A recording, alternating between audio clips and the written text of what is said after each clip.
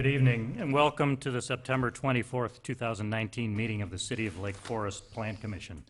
I'm Steve Douglas, acting chairman of the commission. I'd like to ask other members of the commission to please introduce themselves, beginning on my far right. Good evening, John Dixon. Michael Freeman. Jamie Moorhead. Thank you. And representing the city staff is Kathy Cerniak, Director of Community Development. The first and only agenda item before the commission this evening is consideration of a request for approval of the tentative plat of the Margaret M. and Hampton M. Swift Memorial Subdivision. 4 single-family lots are proposed. The property is currently addressed as 770 Washington Road and is located on the west side of Washington Road between Westminster and Walnut Roads. First, do any members of the commission have any ex parte contacts or conflicts of interest in this matter? None. Hearing none, at this time I would like to swear in anyone who thinks they might want to speak on this issue, either in support or in opposition. So if you might want to speak, would you please stand at this time and raise your right hand? And you can all please answer this question in unison. Do you solemnly declare and affirm that the testimony you are about to give is true and correct to the best of your knowledge? Thank you. Mr. Edelman, welcome, and we're now ready for your presentation. Good evening, Mr. Chairman, Plan Commission members, staff, public. First of all, I'd like to sincerely thank you for holding the special meeting tonight. You people put in a lot of time, as evidenced a couple of weeks ago. You were here for 4.5 hours on one petition. So we sincerely appreciate your facilitating us for tonight's meeting. This is a 3.8 acre parcel of land. It's zoned R3.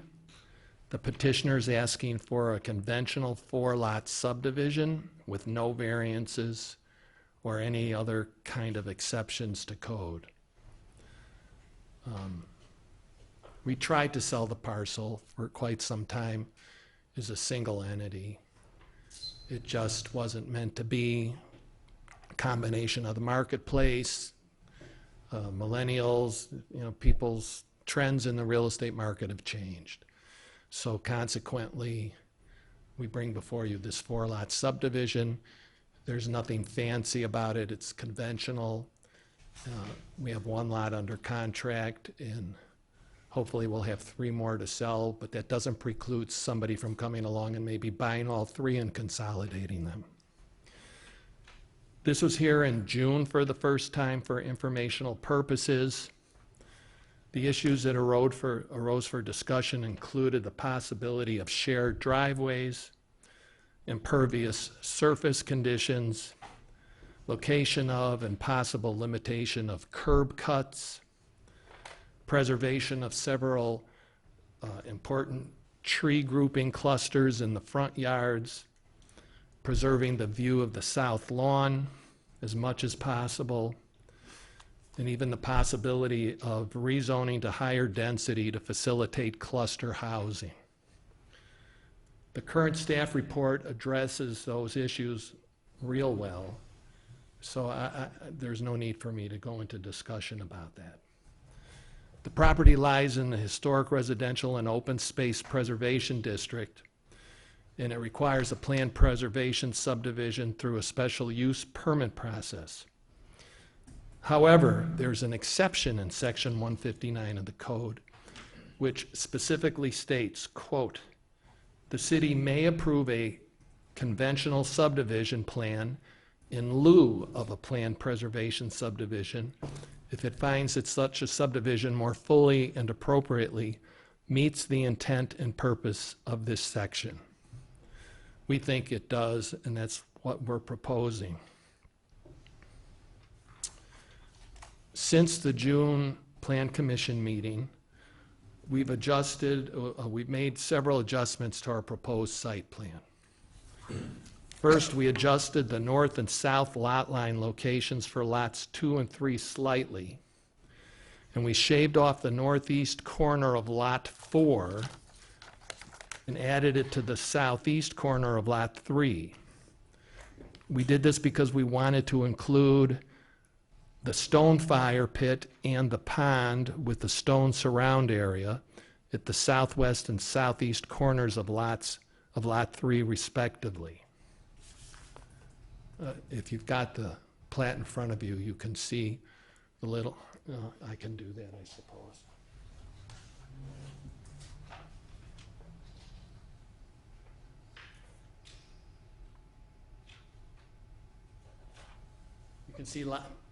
You can see on Lot 3, we angled it at a 45-degree angle to the southeast so that it would include the entirety of the pond.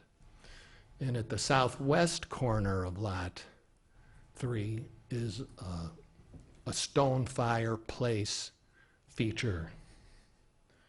We're not requiring that anybody have to preserve them, but we wanted to facilitate the ability for one homeowner to own both of those features if they did want to do so. We also pulled back the front yard setbacks for lots 2 and 3, an additional 20 feet over the already generous setbacks we previously proposed. They range from 90 to 140 feet. 40 feet is the code required front yard setback. At the bottom of the plat, we inserted notes A through D, stipulating the following. Lot 2 shall be limited to a single curb cut at the southeast corner of said lot, minimizing disruption to tagged trees. Similarly, note B says, Lot 3 shall be limited to a single curb cut at the northeast corner of said lot, minimizing disruption to tagged trees. Note C addressed fencing and reads, no solid fences shall be permitted in front of the front yard setback line on any of the lots. And finally, note D says Lot 3 shall preserve the pond and surrounding landscape features. However, the concrete pond liner may be demolished so that the pond may be converted to a dry planter bed area. In other words, we agree with staff that it's a special feature down there at that corner of the lot. Not just the pond itself, but the surrounding stone features, the cluster of coniferous trees. But we didn't want to mandate that somebody had to keep a pond with water in it. We've gotten too much feedback about potential liability or something like that up front. We were originally thinking of bringing the sanitary sewer down the west 15 feet of lots 1 through 3, putting it in an easement so that all 4 lots had sanitary access that way. And we've moved it out into the right-of-way in the street. So now all the infrastructure will be out in the right-of-way. So those are the changes that we've made. All the lots are over 40,000 square feet. They average a little over 41,000.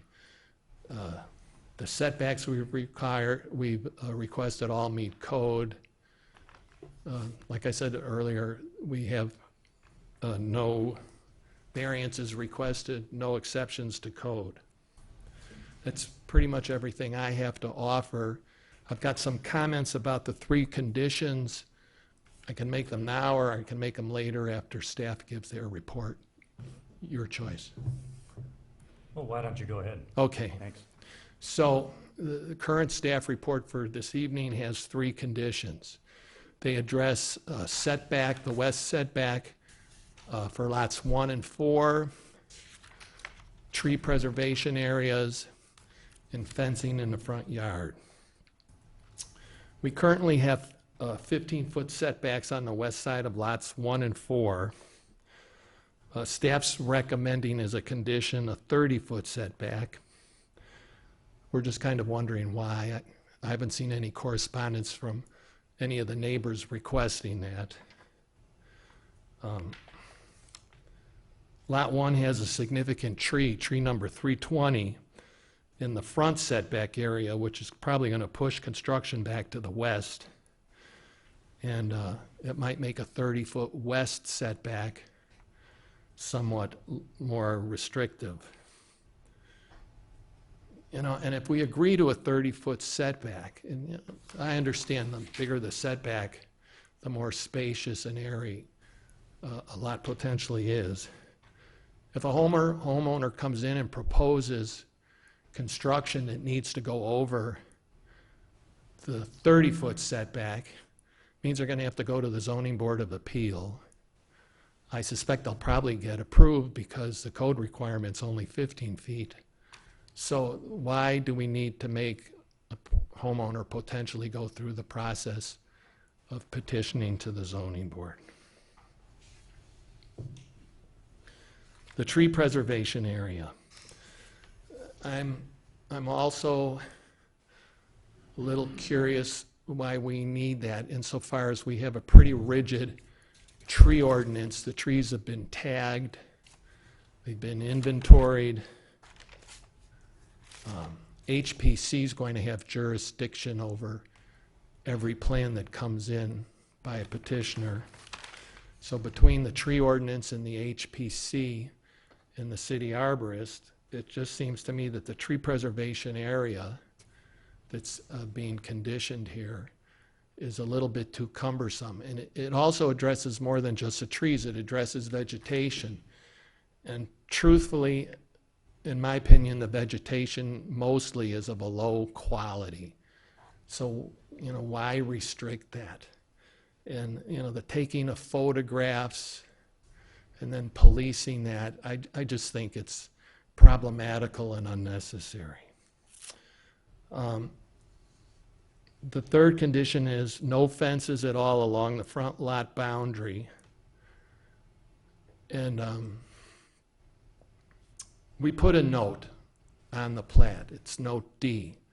No solid fences in front of the front yard setback. But to totally prohibit fences, I think, is overly restrictive. And again, we have a fence ordinance. We have the HPC who's going to have to give its blessings to any proposed construction on these 4 lots. And I just think it's a little bit overbearing. I took some photographs. That's directly across the street from lot 3. And to the right, the picture didn't turn out well, it was too shady. That's a brick wall, and at the end on the right, it's continued with a 6-foot stockade fence. This is Dave Grumhouse's house on the southeast corner of Walnut in Washington. See, an open wrought iron fence, I think it's very tasteful, and I believe his is right out to the front lot boundary. This is due east of Triangle Park. It's not a great example, but I mean, my point of showing you this is that there's stockade fences right in the immediate neighborhood. This is the same property, due east of Triangle Park. This is a 2-board fence that goes along the east side of Washington, the south side of Deer Path, and the west side of Sheridan. It's that whole block area due south of First Presbyterian Church. So, you know, an open fencing still lets the public view in of a property, providing the vegetation's not in the way. This is over on Sheridan Road. This is Westminster. I suspect the stone here is up to the property line, and the fence is stepped back a little bit. This is actually very attractive. You may have seen this when you're out there looking at the property. And by stepping the fence back from the stone, it allows for a planting area between the two, which is very attractive. So, but this totally obscures the view into the lot. So this would not conform with Note D on the plat. We're willing to let people have a fully open fence like the one on Sheridan Road or Dave Grumhouse's. Those are tasteful, and they don't obscure the view. So that's all I have for you. And Thank you. I turn it back to you. Now we'll hear from Ms. Cerniak about issues identified by city staff and about staff's recommendations. Thank you, Acting Chairman Douglas, members of the commission. Just a little background on the discussion that's occurred to date. This property obviously was the site of a demolition. That went through a fair amount of discussion. The Historic Preservation Commission ultimately made the determination that the house that was on the site had lost its historic integrity, and they did approve the demolition. I think you all read the petitioner's statement on the various ways they tried to market the property. When they came back to the city to discuss subdivision of the property, appropriately, staff and the Plan Commission considered the larger picture, recognizing that this property is at a point of transition between R1 zoning and R3. There was, again, appropriately, and I believe the discussion is one that the Plan Commission is charged with, is stepping back and looking at options for the property. So there were discussions about should the property be rezoned to R2 because you have R1 to the west and R3 to the east? Should there be some unique type of development? Again, all discussions that we are really obligated to have, so that wasn't inappropriate. The petitioner thought through all the options. We did the same at the staff level, received input from the commissioners, and in the end, after that consideration, we are recommending support of a 4-lot subdivision consistent with what the current zoning on the property allows. The 4 lots proposed do all exceed the minimum lot size in R3. They have the proper frontage. So as Mr. Edelman noted, the subdivision as proposed meets or exceeds all of the requirements of the R3 zoning district. Based on input we've received, conversations we've had, phone calls we've received, written correspondence, and comments from the commission, we are recommending 3 conditions, other than the standard conditions that require engineering plans and fees paid, but 3 conditions that really apply to the layout of the subdivision. And in response to Mr. Edelman's question about why the 3 conditions are recommended, I'll take a couple minutes to explain that. The first is the setbacks. The setbacks as proposed by the petitioner on lots 2 and 3 are stepped back from the 40-foot required front yard setback. That was not something that staff asked for. That was, the petitioners did that in response to frequent comments that were heard about really preserving the streetscape and the open space. So the front yard setbacks on 2 and 3 exceed the setbacks. The staff looked at lots 1 and 2. Both of those lots are pie-shaped. In the R3 district, the front yard setback and the rear yard setback are 40 feet. Side yard setbacks are 15. On lots 1 and 4, because they're pie-shaped, as reflected on the plat, there is no rear lot. The side yard setbacks are applied to the 2 sides that are not along the street frontage. Lots 2 and 3 do have rear lots that abut that west property line, and those have a 40-foot setback for the main residence. So in conducting our review, from the staff perspective, we believe that there should be an increased setback along the west property line for lots 1 and 4, recognizing that those west property lines are shared with smaller properties. It's really an area of transition. It would not be unusual as we move from one zoning district to the other that there is a wider transition area. So we are recommending that the setback on the west, along the west property lines for lots 1 and 4, rather than be a 15-foot side yard setback, it be a 30-foot rear yard setback. So interested in your input on that, but that was our reasoning. Importantly, that 30-foot setback applies to the main residence.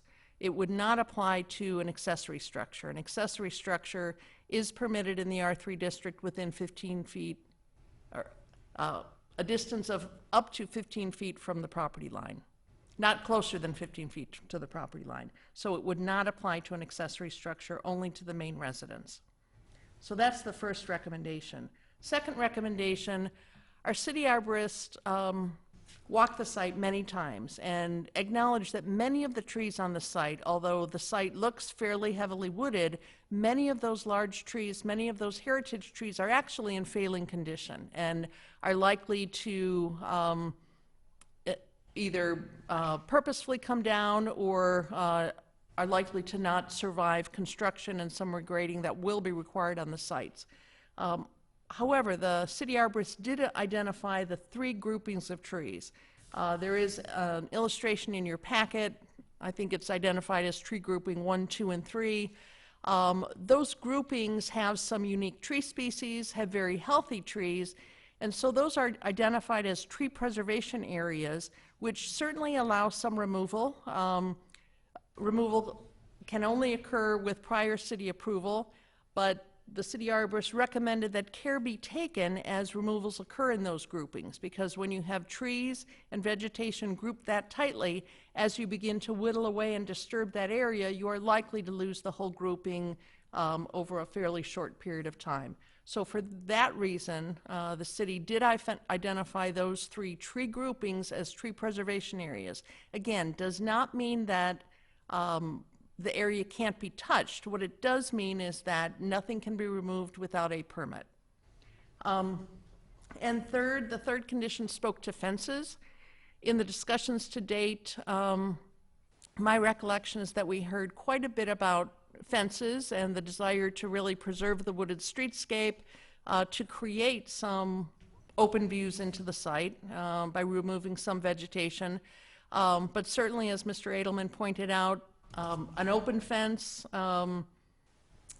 in compliance with the code, an open fence taller than 4 feet would need to be set back a minimum distance of I believe, 4 feet from the property line.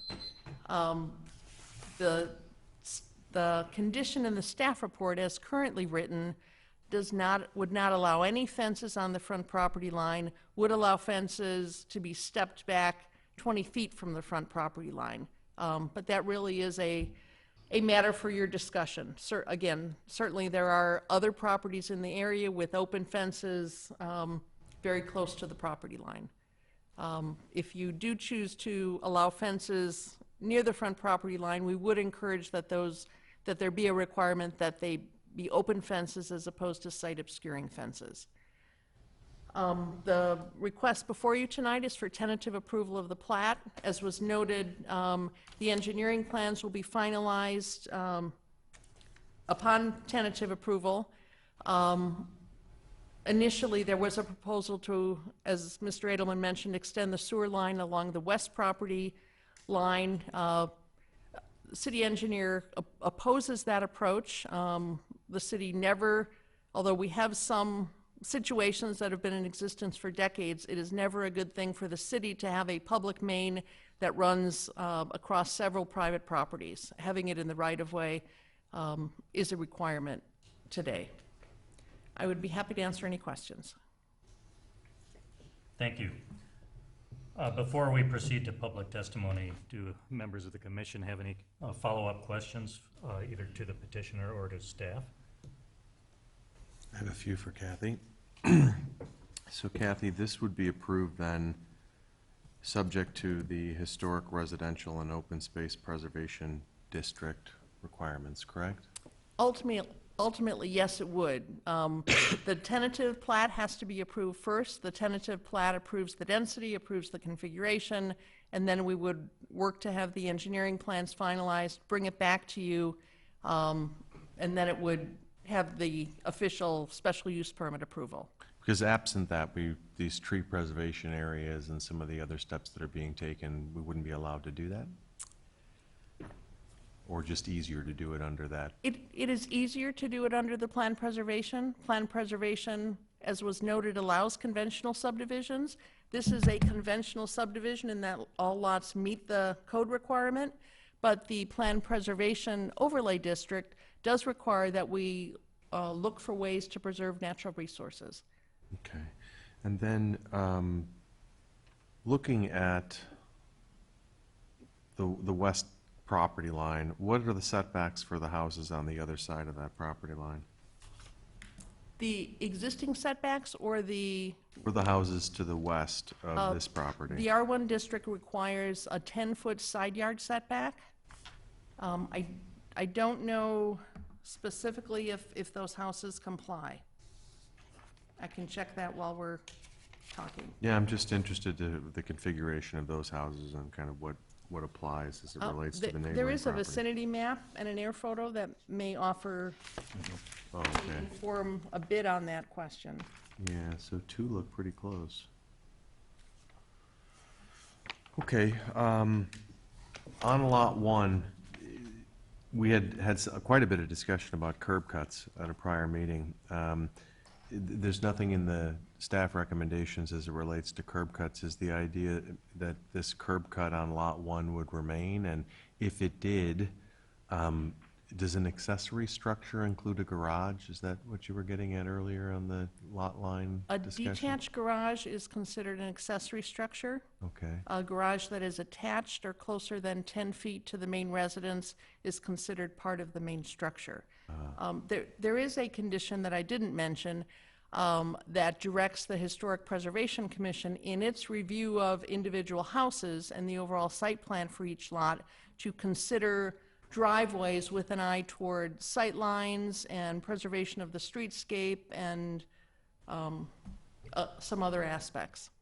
all right, and obviously the tree preservation areas on lots 2 and 3 will have some impact on availability of curb cuts, but is the staff making a recommendation about that, or are you leaving that to HPC? Or the city engineer, or how are we? The precise location of curb cuts really is something that would be considered by the Historic Preservation Commission. Because the site plan, the configuration of the house will drive it. However, the language about the tree groupings, tree preservation should certainly help the Historic Preservation Commission to limit, to set some parameters around where curb cuts could go. Yeah, and that's fine as it relates to lots 2 and 3, but I think there was a great deal of discussion around lots 1 and 4 and the placement of those curb cuts and the impact on traffic, particularly as it related to Walnut Road and the way in which it curves. And so I think you've got the same issue over with, lot 1 on the Washington Road side. So, the current placement of the curb cut seems to be, from a traffic standpoint, at least from what we heard from the neighbors and our discussion, seemed to be but the idea here is it'll be approved and HBC will do something and then it will come back to us? Or it just carries on from there to No, see? the Historic Preservation Commission would ultimately approve homes, whether that's in 3 months after approval or 3 years after approval. Historic Preservation Commission would have final approval of an overall site plan and curb cuts. But- Both the chief of police and city engineer did review these properties, did consider curb cuts and whether any further parameters are necessary. And from their perspective, to add curb cuts for these lots is really a non-issue. As you look at, from a safety perspective, the streetscapes are pretty wide open. Certainly some of the vegetation would need to be cut back, but there was no concern from either the city engineer or the chief of police, and we very specifically discussed curb cuts. All right, so again, the request of us today is for a tentative plat approval. Who does the final plat approval then? Once the plat is finalized, the final engineering is done, we would bring it back to you, but it really becomes a consent item at that point, because the tentative approval approves the density, approves the lot configuration, and establishes the conditions. Okay, so So then this then is whatever where the work is HBC done. has recommended as it relates to placement of curb cuts, respecting those tree preservation areas is generally just adopted. Okay.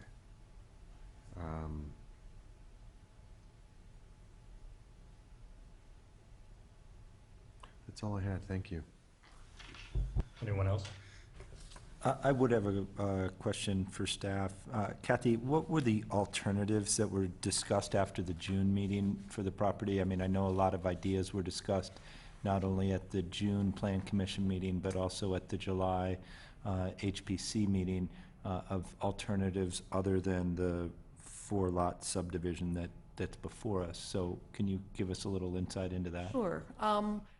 From a zoning perspective, from a long-term land use perspective, we did look at this property. And again, it is between R1 zone properties on the west and R3 zone properties to the north and to the east. And we considered, should this property be rezoned to R2, which would allow half-acre lots?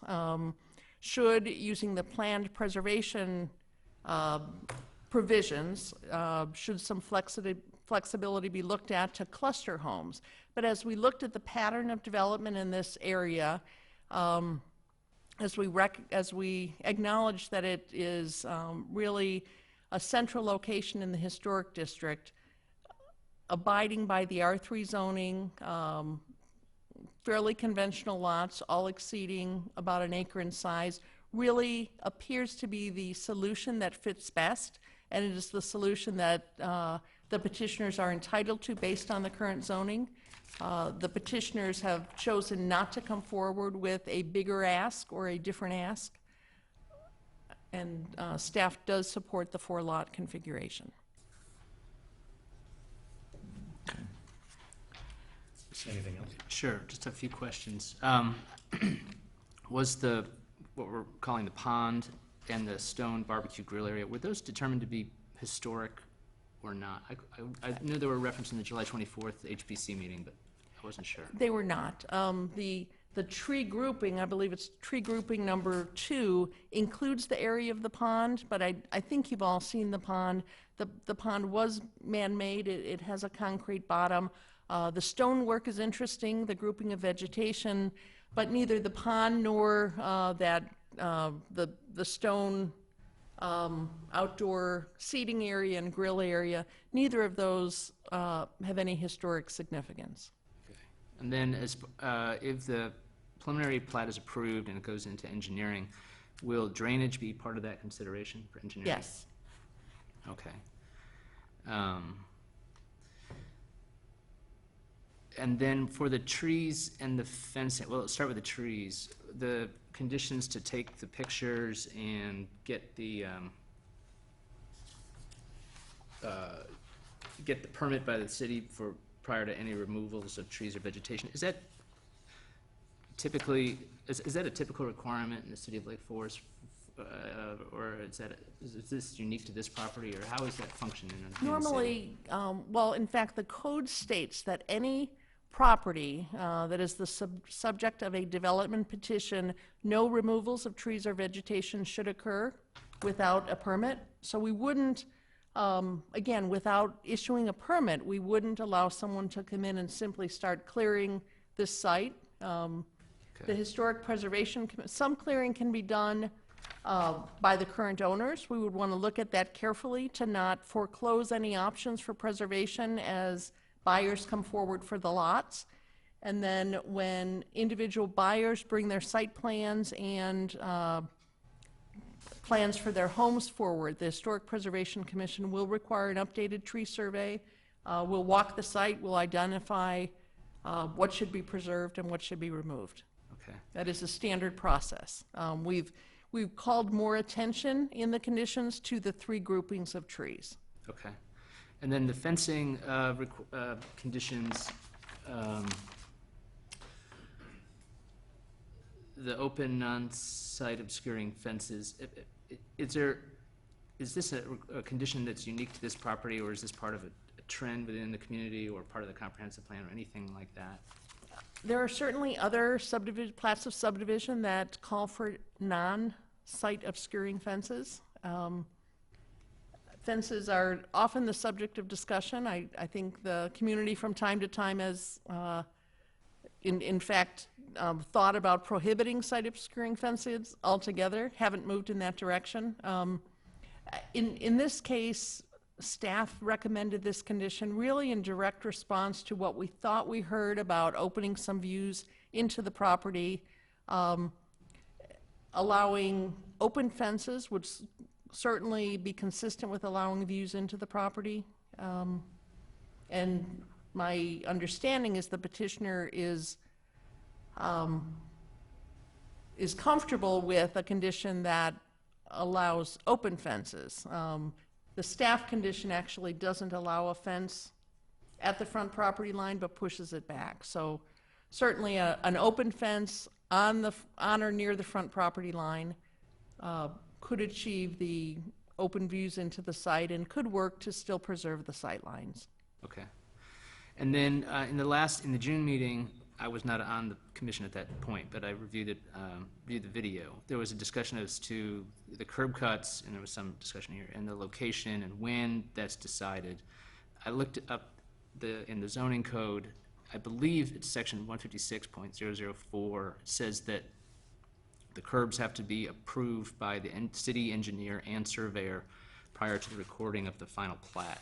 So my question is, on that final plat, which we'll get, will the curb cuts be located? And if not, could we have that as a condition? Curb cuts are not usually located on the final plat.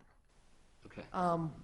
What you can do is narrow the window, but to put specific curb cuts on a plat would be very unusual, because that really dictates or limits the design opportunity for the property. Certainly, as part of any final engineering plan for each individual lot for the home, the city engineer is required to approve the curb cut. So Historic Preservation Commission would weigh in, ideally guided by a condition, something to the effect that is included in your staff report, but then the city engineer, you're correct, would have the final say. Okay. But that would come when a site plan for each lot is approved. Okay, so that would be at a point after the recording of the final plat. Correct. And as part of that approval, would the consideration of the police department and other life safety people be taken into consideration? Absolutely, and the code does have a limitation on how close curb cuts can be to a corner. And the Okay. corner is defined by the property lines as extended, and the closest point of the curb cut must be a minimum distance of 20 feet from a corner. Okay, But yes, we will coordinate with public safety as well. that's all I have. Okay, thanks. My questions have already been asked, so at this time, we can invite comments from the public. I think we have at least 3 speakers, so in whatever order you'd like to go.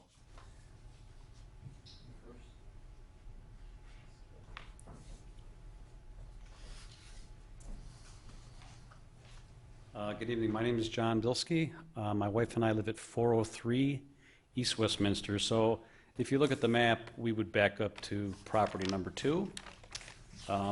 Just want to say that both of us are 100% in favor of this proposal, and 100% against any multifamily homes in the area. So I hope we move forward with this. Thank you very much. Thank you.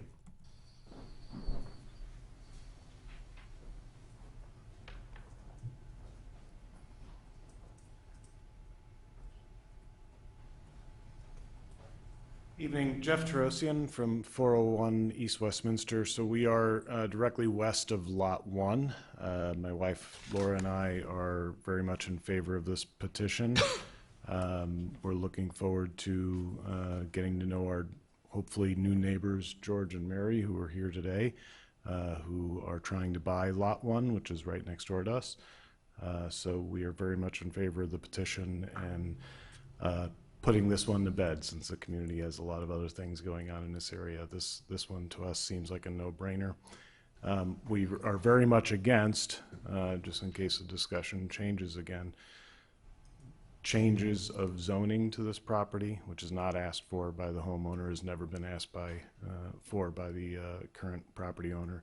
We're against single driveway for all 4 lots. Again, it's never been asked for by the property owner, but discussions have been had by various commissions on that. We are very much against cluster housing or multifamily housing, which again, the property owner has never asked for, would require a zoning change, but there have been discussions about it. We're very much in favor of the petition. Thank you. Thank you.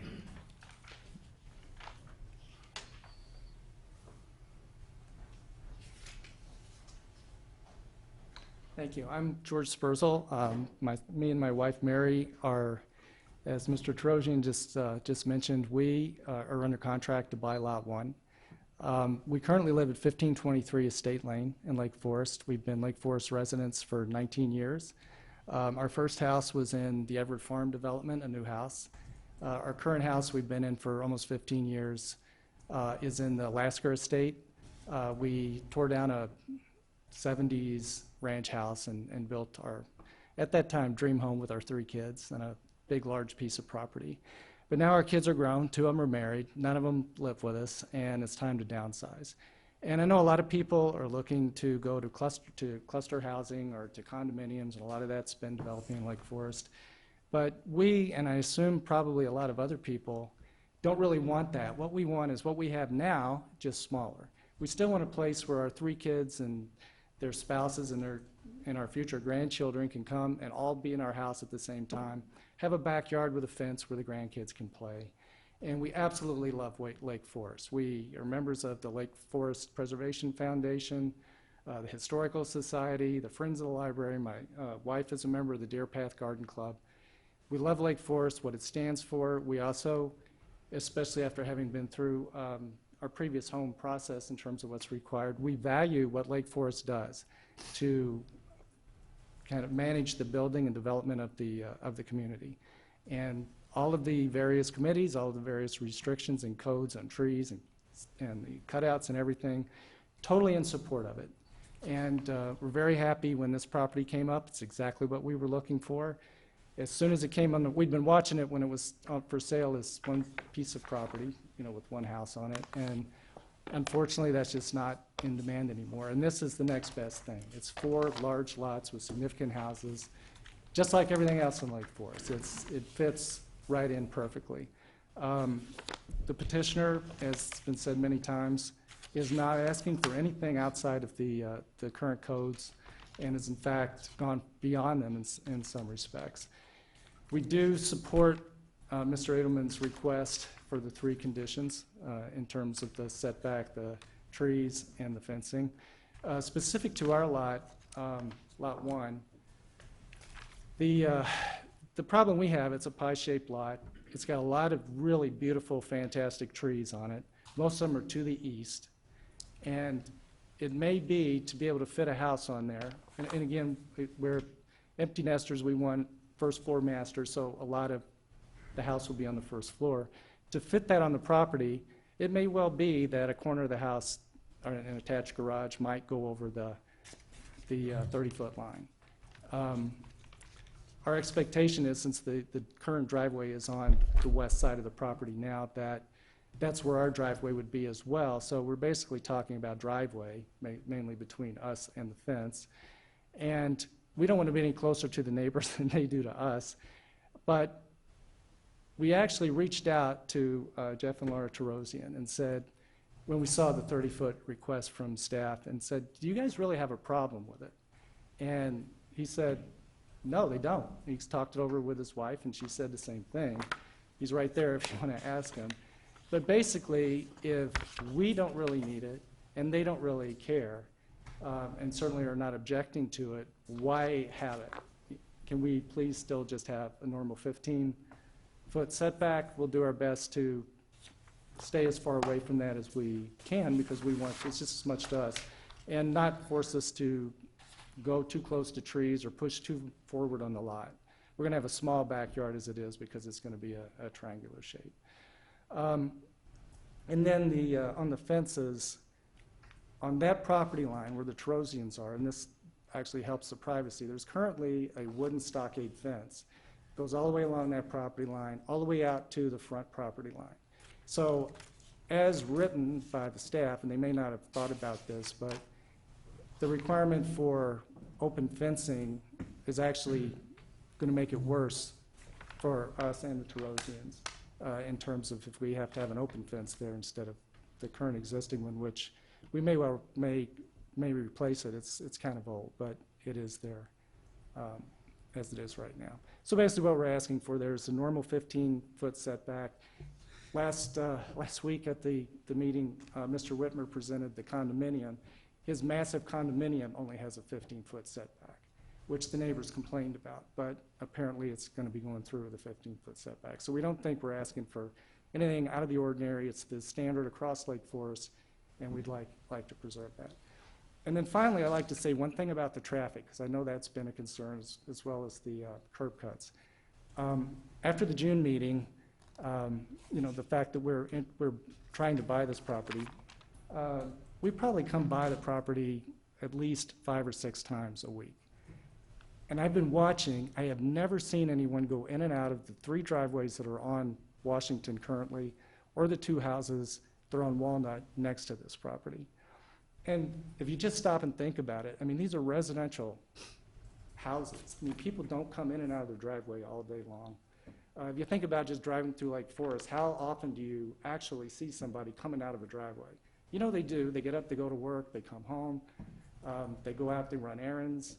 But there really isn't, from residences, that much additional traffic by putting 3 driveways around the edge of this fairly large piece of property. It's certainly nothing unusual for Lake Forest. It's way more dense on Deer Path, and it's not much different than any street Westminster and so forth. So anyway, not that there are any requirements in there for that at this point anyway, and it will be reviewed by the Preservation Commission when people put their plans together.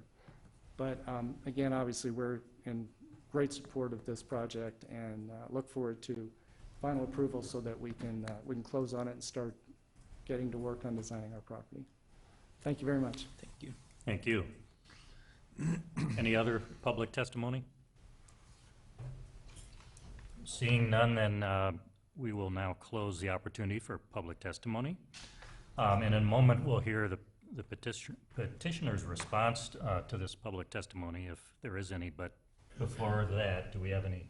Has this public testimony raised any additional questions for the commission? No. Okay. Mr. Edelman, any response to the public testimony? Anything you'd like to clarify?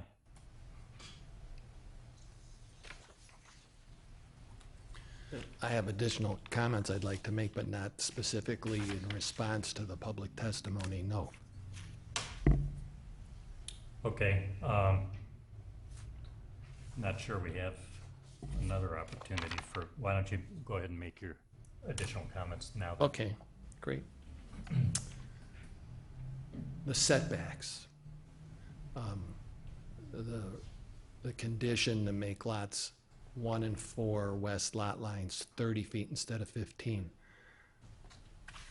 I appreciate a little bit better now thinking about it why staff recommends that, because when you compare 15-foot setbacks on lots 1 and 4 to the 40-foot setbacks on lots 2 and 3, and they're all lined up together, the 15-foot setbacks look skimpy relative to 40 feet. It's almost 2.5 times. But notwithstanding that, it is the code. Staff mentioned that the R1 lots to the west have 10-foot side yard setback requirements. R4 lots have 15-foot side yard setback requirements, which means there's 30 feet between each of the building envelopes on our proposed subdivision. So what if we increased our 15-foot setback on lots 1 and 2 to 20 feet? So it's our 20 feet plus the 10 feet that those homes to the west are required. That gives a 30-foot distance between building envelopes, which is identical to what R3 requires. I think I can safely say that one of the owners is here is, going from 15 to 20 feet, I don't believe will create a hardship. I hope it doesn't on Mr. Spurzl. If not, you can still buy the whole parcel if you'd like. But you don't have a problem with it. So we could live with the 20 feet. I think the 30 feet, and the 20 feet would look a little bit more in proportion to the 40-foot setbacks on lots 2 and 3. So I throw that out for you to consider. The curb cuts. Mr. Moorhead, you watched that video from June, so you know there was a lot of discussion about the curb cuts. And you don't know me, but it flustered me because we spent an inordinate amount of time on curb cuts. And I used to be a plan commissioner. I don't ever remember curb cuts being determined at the plan commission level. So subsequent to that June meeting, I checked all the subdivisions in town that I'm aware of. None of them have curb cuts until a petitioner comes in with a proposed plan to build a house. And Bob Shaw even confirmed that to me for Middle Fork Farm. They don't cut the curbs, the Riley Farm, they don't cut the curbs till they've got a house approved for the lot. These lots all have 250 feet of frontage or more. Our driveway code permits 2 cuts per lot if you've got 120 feet or more of frontage. So according to our code, each of our lots is entitled, under the code, to a double curb cut. However, we recognize the importance of saving those clusters, so we're volunteering to restrict the curb cuts on lots 2 and 3 to 1 curb cut. I really don't see the need to do any restriction on lot 1 or lot 4, and I'll come to lot 4 in more detail in a second.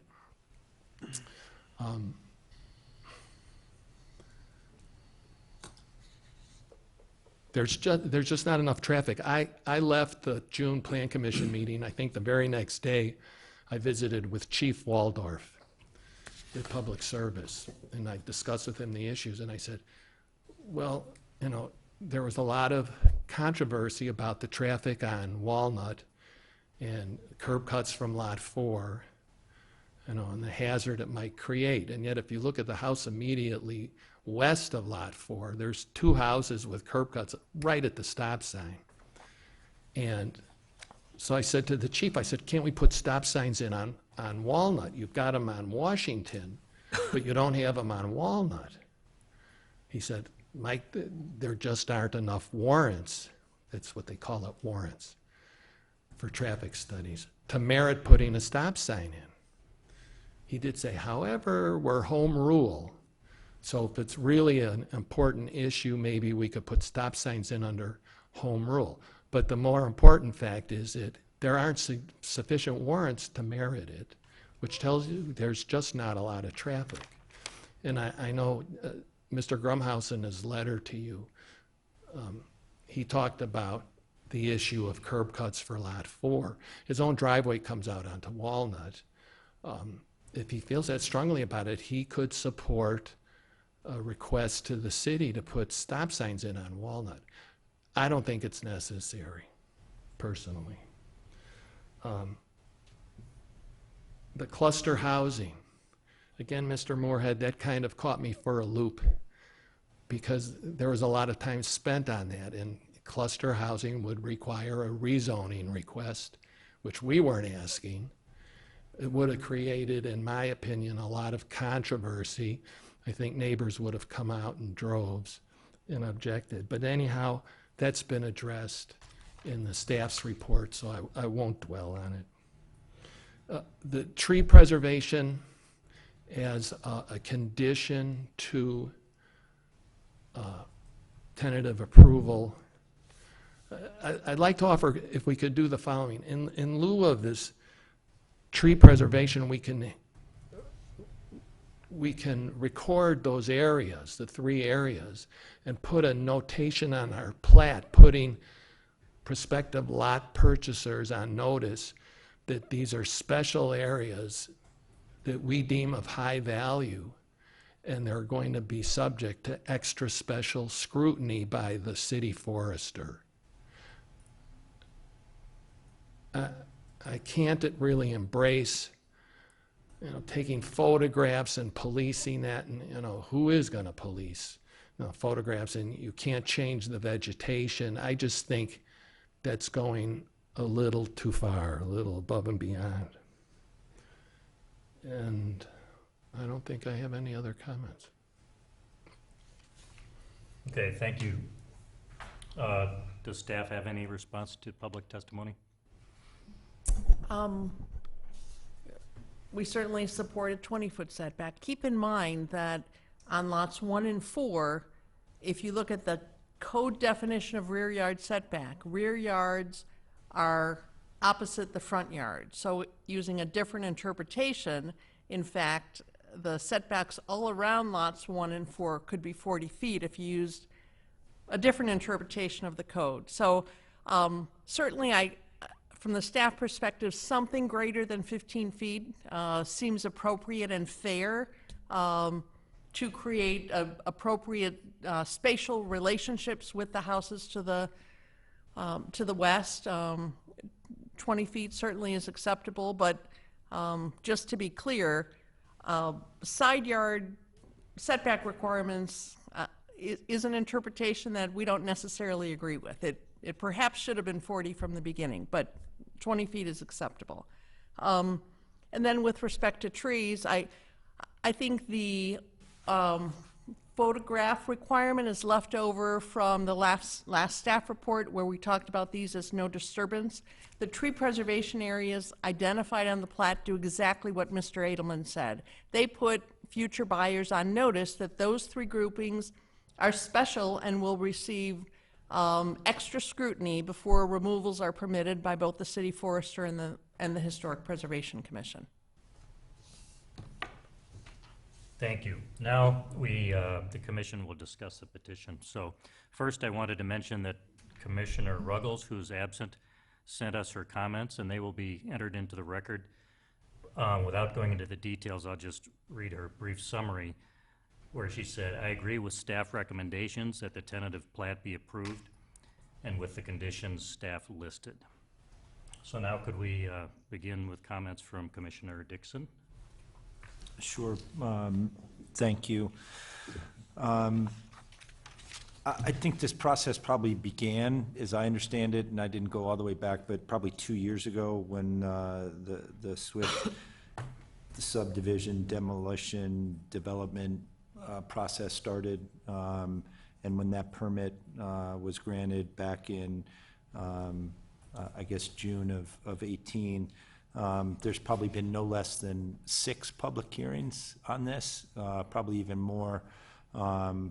And at the last meeting here in June of the Plan Commission, there was, by my count, at least six of the neighbors showed up. There was at the July 24th meeting, at least that many neighbors that showed up at the Historical Preservation Committee meeting. There's probably been at least 6 letters received this evening.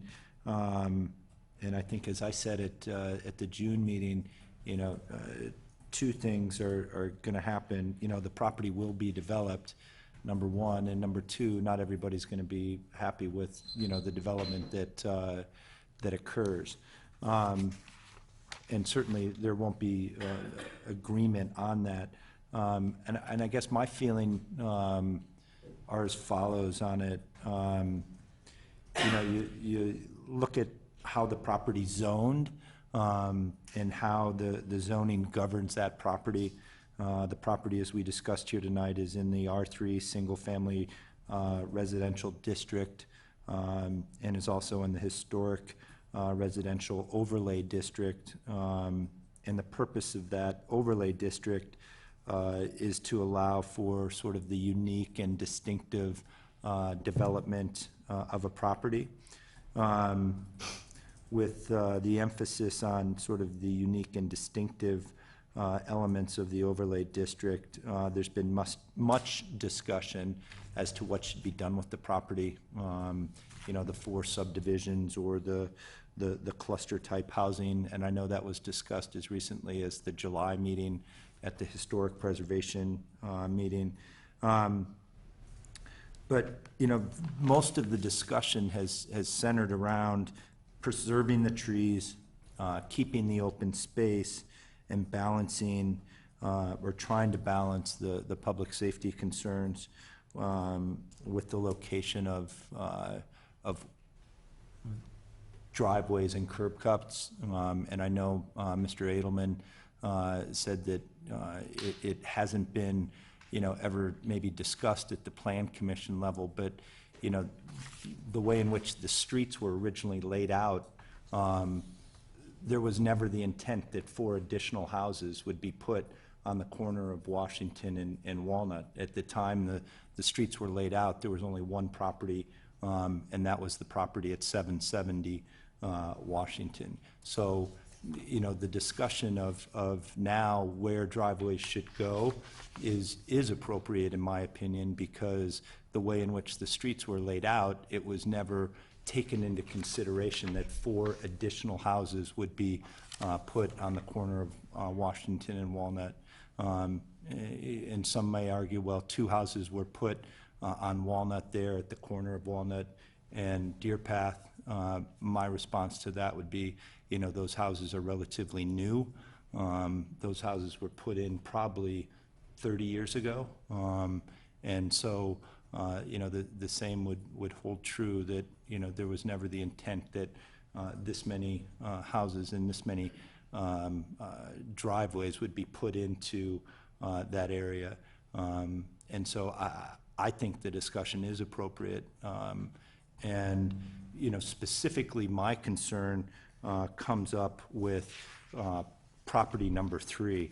And, if you look at, property 1 and 2, which go along the Washington Road, there's really no issue there. And, Washington Road is really somewhat of a quiet street.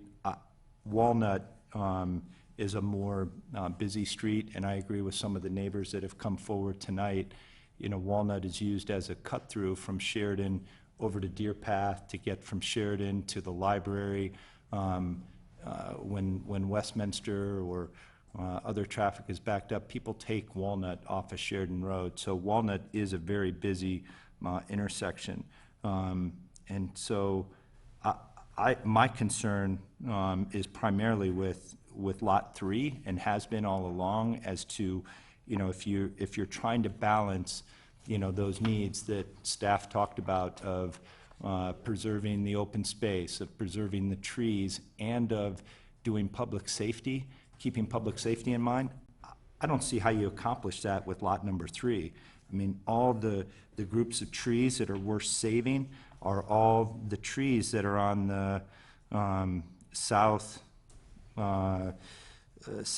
line, property line there, and you have very little space, if you're trying to preserve the trees, to come in with a driveway. And if you do come in with a driveway, it's coming directly into the intersection of Walnut and Washington.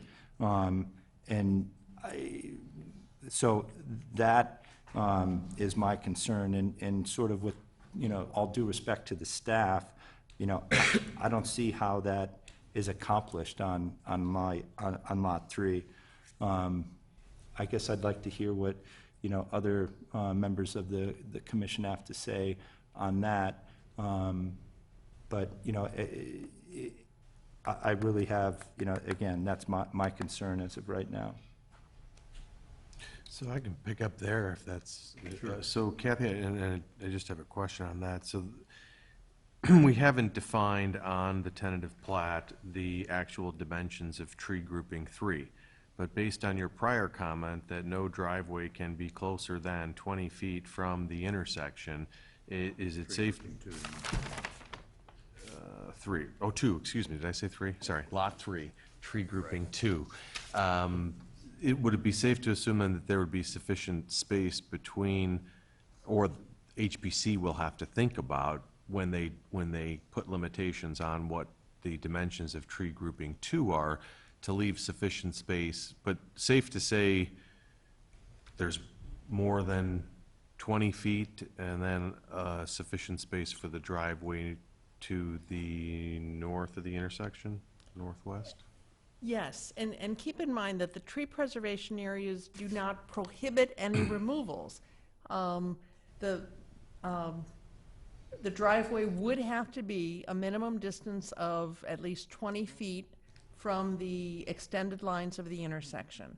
So as we've looked at Lot 3, both in that, the northeast corner of Lot 3 and the corner of Lot 3 on Walnut, it does appear that away from the corner, there's a fairly adequate area both along the south property line of Lot 3 and along the north property line of Lot 3 to locate a driveway somewhere to serve Lot 3 that is an appropriate distance away from the corner.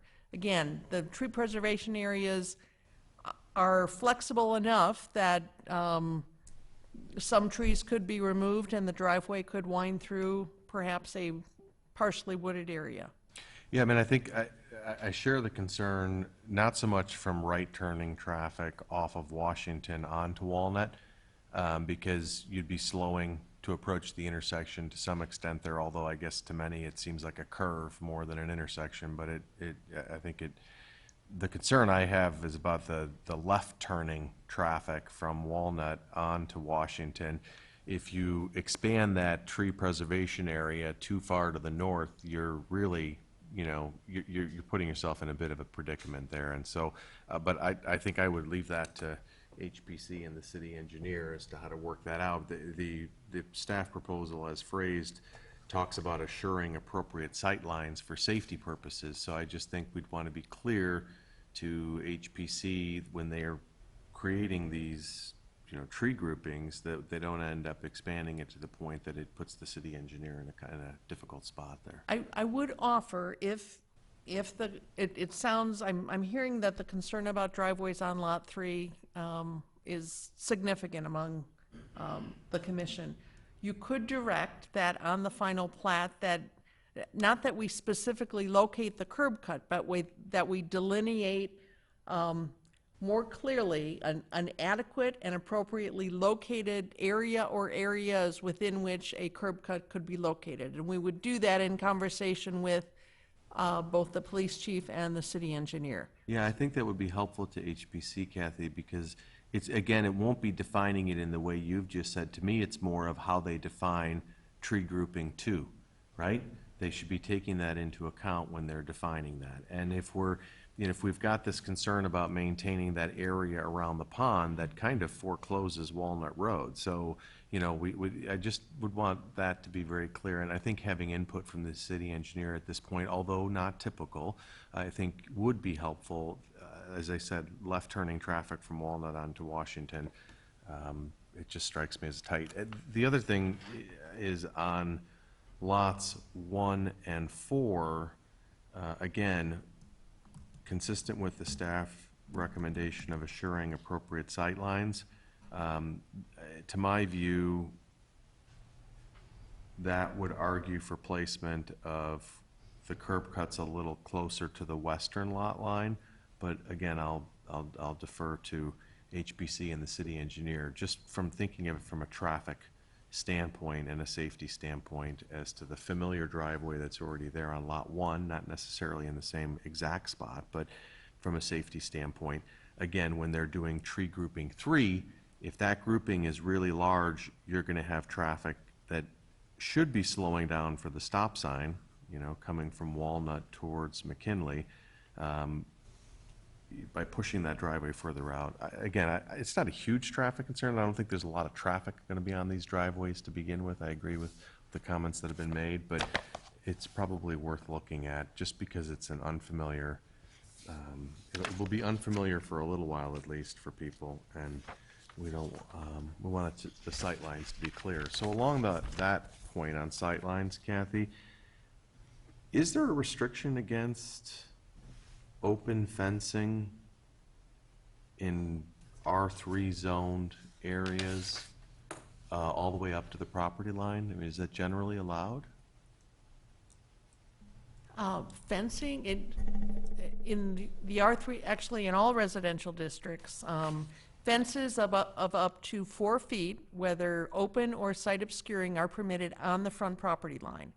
fences taller than 4 feet need to be set back, I can't remember if it's 3 or 4 feet, from the property line. Okay. So that's true for all, so including the R3, okay. Correct.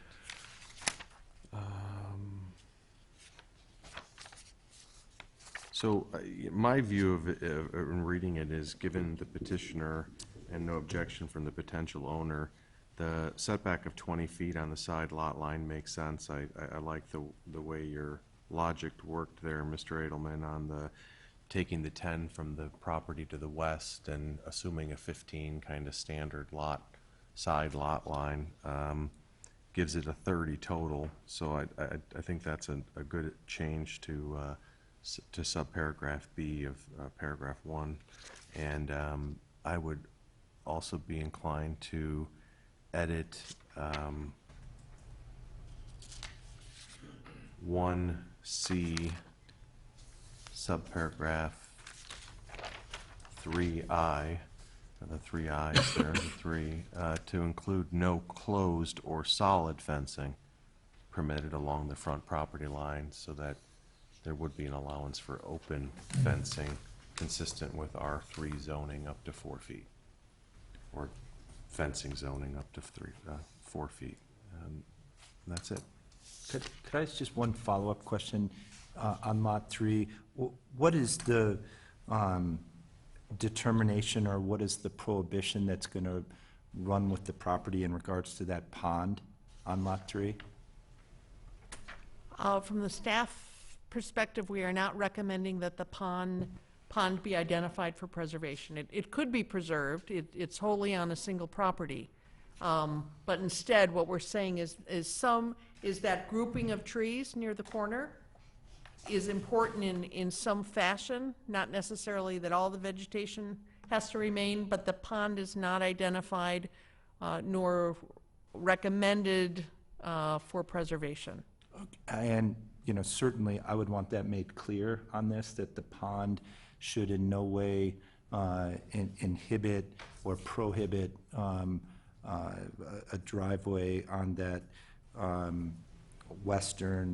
southwestern edge of that property, and that the trees have more significance than that pond. Yeah, my thought was that the tree, the way in which HPC defines the tree grouping will impact that more than the pond. That's Correct. what I imagine. Right. And if anything, the pond should be just taken out of the discussion, full stop. I mean, that pond has zero significance to the property and has had zero significance, as we've heard all along, and many have spoken to the zero significance of that, so I wouldn't want that to be a prohibition in any way.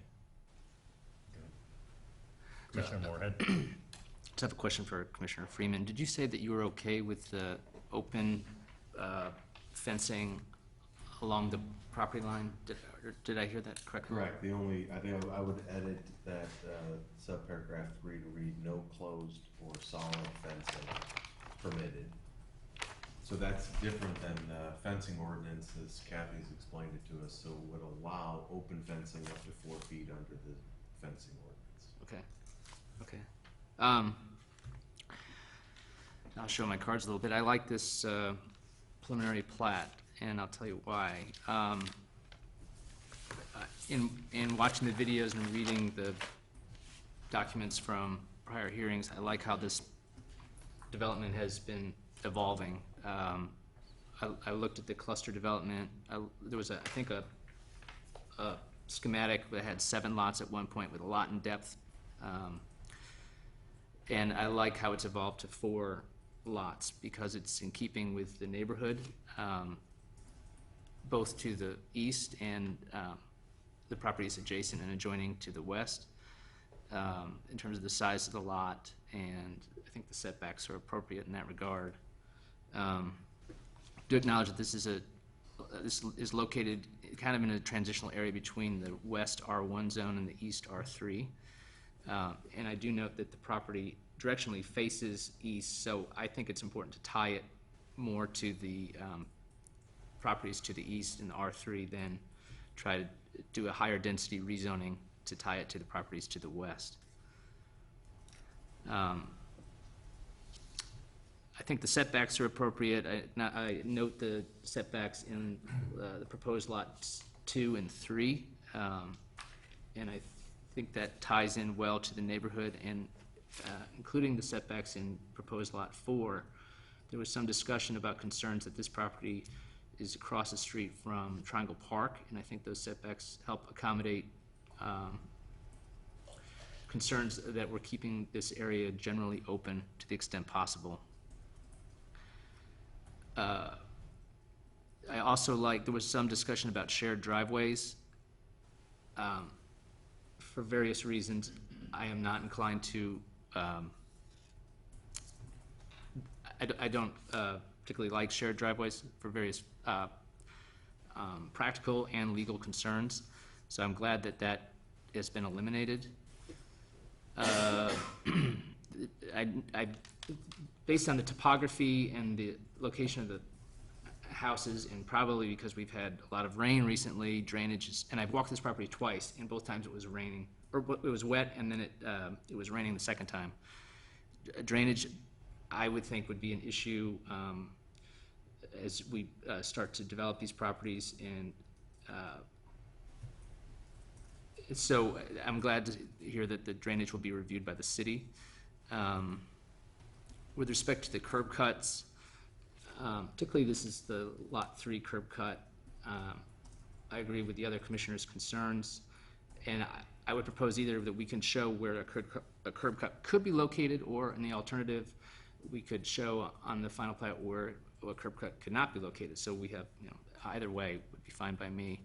I do note that section of the zoning code section 156.004, I believe curbs have to be approved prior to the recording of the final plat. I admit I read that this afternoon, so I might have read that in error, but I would suggest that the city look at that to make sure that we're following the code appropriately. The tree preservation, I like where these, I like the fact that we have these tree groupings. I like the conditions that are set forth. I think the benefit of preserving these trees as dictated in our packet outweighs any burden by the petitioner or future landowners of complying. Doesn't seem like an unreasonable burden. On the western property line, I'm inclined to have a setback of 30 feet. At least I should say I was inclined. I hear the city saying that they will accept, or a 20-foot setback is acceptable, and I hear other commissioners saying the same thing. So I will adjust that and will agree, or would approve a 20-foot setback on the western property line. And then the fencing, I would agree with the other commissioners to allow, they said it better than I did, but allow open site fencing along the property line. Okay. Well, I too am very much in favor of the subdivision. And I guess I'll just, much of my thoughts have already been expressed by the other commissioners, but I'll just kind of go through what have become the three hot topics here. I guess first the setbacks and the 30 feet versus 15 versus 20. Yeah, my view is really that the lots 1 and 4 are the same as corner lots, even though they're not technically on a corner. They end up having a front yard and 2 side yards and no backyard. So I was actually okay with the 15 feet. 20 feet is certainly a nice compromise, so I can go either way on that. Curb cuts. The pond is certainly kind of a natural for a spot for a driveway, as Commissioner Dixon pointed out. The other thing is on the other side of Lot 3, there's a nice opening, and I think staff has pointed out that we're already complying with the 20-foot distance from the intersection. But one thing to possibly consider to make it even better I believe, and maybe Kathy, you could help me with the exact restriction, but I think there's currently a restriction on a driveway not being up against the property line in the frontage. Is that correct? That is correct. So if, we might consider relaxing that with respect to the northern property line of Lot 3, such that if the driveway could be located closer to that northern property line, i.e. farther away from the intersection. That could, I think, benefit everybody. Because, after all, the home on Lot 2 is set back so far that wouldn't impact them at all, I don't think.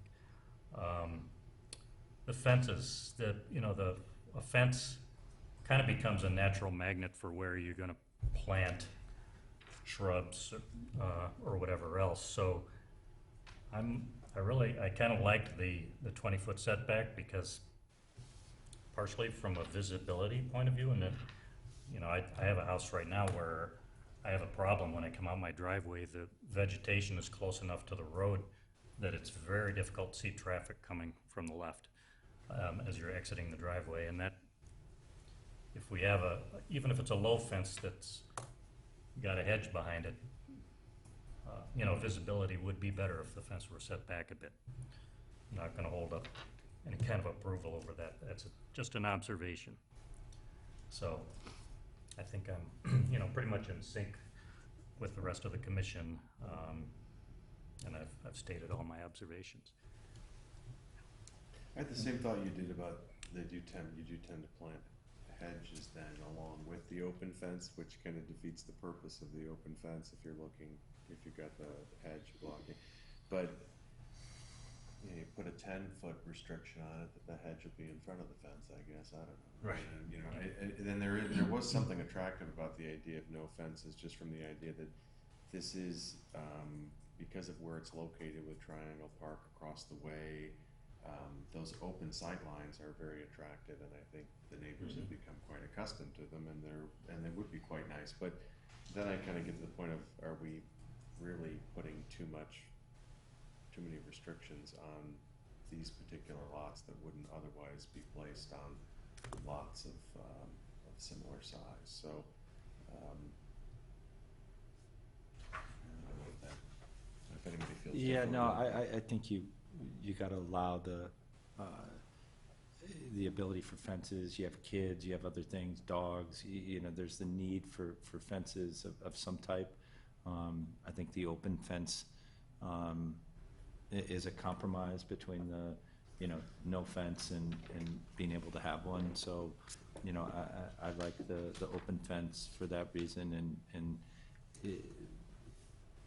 Commissioner Douglas, I do agree that, the vegetation can be an issue, but I think that can be alleviated.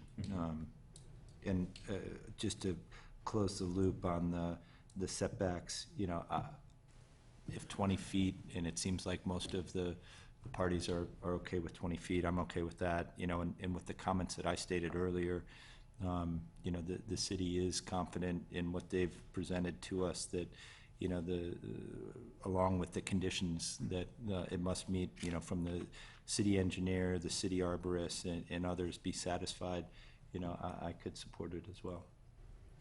Do you have because you discussed at length the curb cut issue for Lot 3, do you have a reaction to the idea of relaxing the restriction on the northern edge? In other words, allowing the driveway to get closer to that northern property line than is currently allowed? Because it would be currently 15 feet off the line, is that right?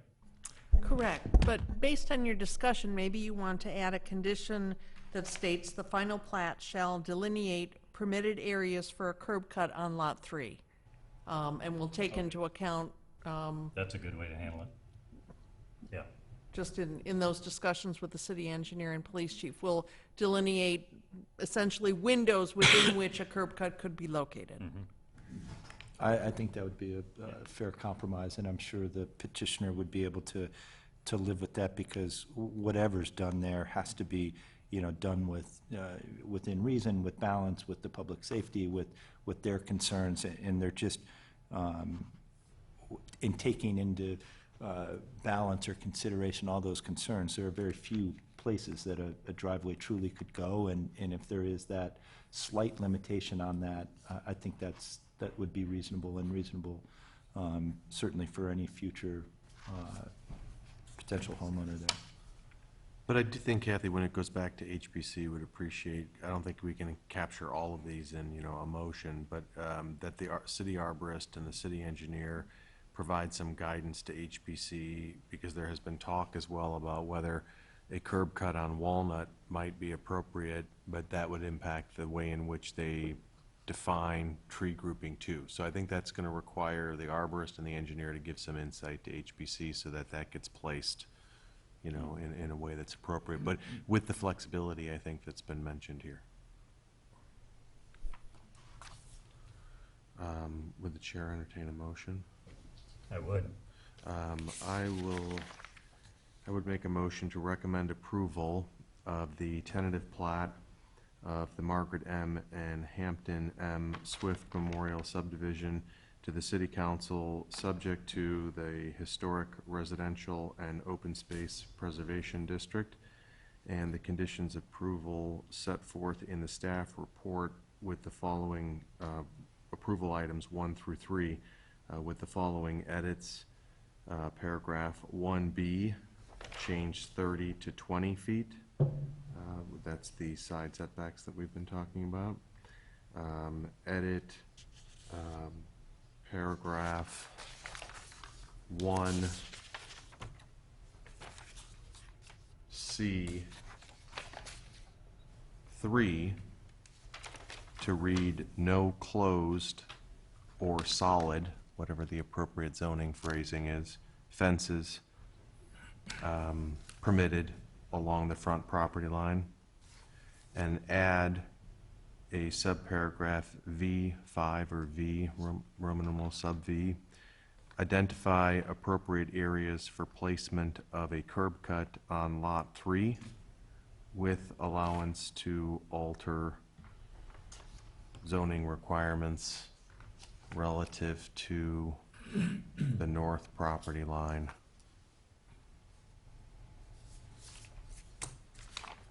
Well done. Second? I second it. All in favor? Aye. All opposed? Motion passes. Congratulations. We now have the opportunity for the public to address the commission on matters not on the agenda. Are there any? Good.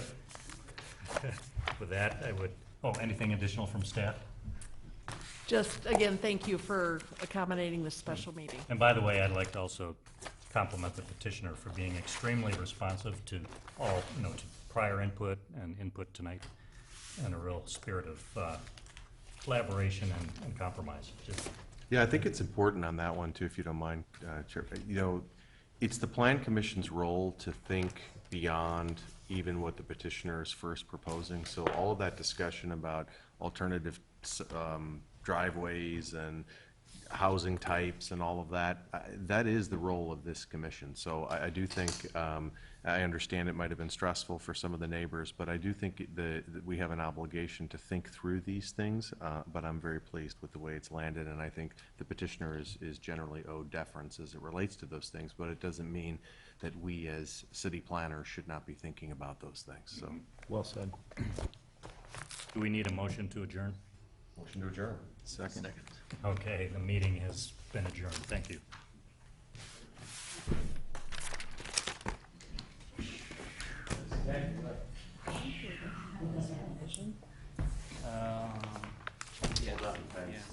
Thank you. It speaks to Yes, Steve, curbs. great job. This is actually public improvement.